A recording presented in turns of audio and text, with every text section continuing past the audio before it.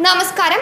കോഴിക്കോട് ഈങ്ങാപ്പുഴ കക്കാട് സ്വദേശി ഷിബിലയെ കൊലപ്പെടുത്തിയ കേസിൽ ഭർത്താവ് യാസറിന്റെ അറസ്റ്റ് രേഖപ്പെടുത്തി. കഴിഞ്ഞ ദിവസം അർദ്ധരാത്രിയോടെയാണ് യാസറിനെ പോലീസ് കസ്റ്റഡിയിലെടുത്തത്.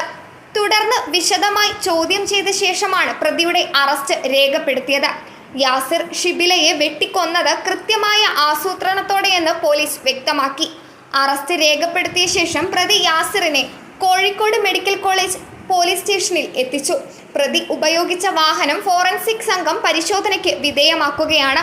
കോഴിക്കോട് മെഡിക്കൽ കോളേജ് പോലീസ് സ്റ്റേഷനിൽ വെച്ചാണ് വാഹനം പരിശോധിച്ചത്. കഴിഞ്ഞ ദിവസം ഉച്ചയ്ക്ക് ഷിബിലയുടെ വീട്ടിലെത്തി SSLC സർട്ടിഫിക്കറ്റ് കൈമാറിയ ശേഷം മടങ്ങിപ്പോയ യാസർ വൈകിട്ട് കത്തിയുമായി വീണ്ടും എത്തിയാണ് കൊല നടത്തിയത്.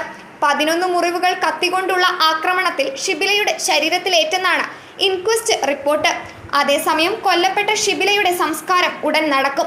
പ്രണയവിവാഹമായിരുന്നെങ്കിലും യാസറിന്റെ ലഹരി ഉപയോഗവും ശാരീരിക പീഡനവും ഒടുവിൽ ഷിബിലയുടെ മരണത്തിൽ കലാശിക്കുകയായിരുന്നു. സഹികെട്ടാണ് ഷിബില യാസറിനൊപ്പം താമസിച്ചിരുന്ന വാടക വീട്ടിൽ നിന്നും മകൾക്കൊപ്പം കക്കാട്ടെ സ്വന്തം വീട്ടിലേക്ക് മാറിയത്. വസ്ത്രങ്ങളും വിവിധ രേഖകളും വാടക വീട്ടിലായിരുന്നു ഉണ്ടായിരുന്നത്. News desk മലയാളാക്ഷരം.